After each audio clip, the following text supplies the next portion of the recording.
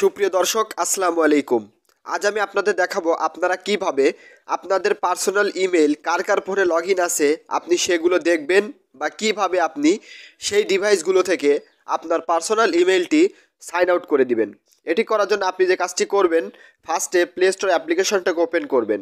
So দেখুন আমি play store অ্যাপ্লিকেশনটাকে open করছি।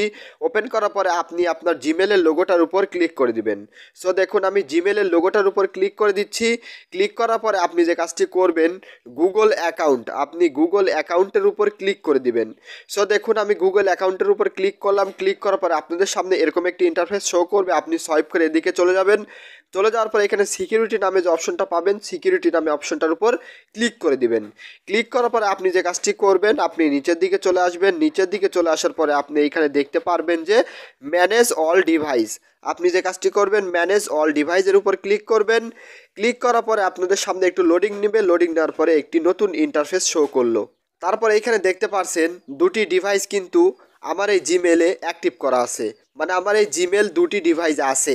এটা হচ্ছে আমার ফোন, এটার মডেল দেখাচ্ছে, এটা আমারই ফোন, সেহেতু আমি এটাকে ডিলিট করব না। তারপরে নিচের দিকে চলে যাচ্ছি। নিচের দিকে চলে যাওয়ার পরে দেখতে পাচ্ছেন একটা ডেস্কটপে কিন্তু লগ ইন আছে। এটা আমারই পিসি, আমার পিসিতে লগ ইন আছে এবং ফোনে লগ ইন আছে। আমি আবার যে কাজটি করব, সাপোজ এটা আপনি চেনেন নাই ডিভাইসটা কার, আপনি এই অ্যারো বাটনে ক্লিক করবেন। অ্যারো বাটনে ক্লিক করার পরে এখানে দেখতে পাচ্ছেন যে সাইন আউট নামে যে অপশনটা আছে, আপনি সাইন আউটের উপর ক্লিক করে দিবেন। সাইন আউটের উপর ক্লিক করার সাথে সাথে আপনার পিসি বা যে যার ফোনে বা যে ডিভাইসে আপনার এই জিমেলটি লগ ইন করা থাকবে, আপনি সেটি লগ আউট হয়ে যাবে। দর্শক এভাবেই আপনি দেখতে পারবেন আপনার পার্সোনাল জিমেল কার ফোনে লগ ইন আছে। দর্শক দেখা হবে নতুন কোনো ভিডিওতে।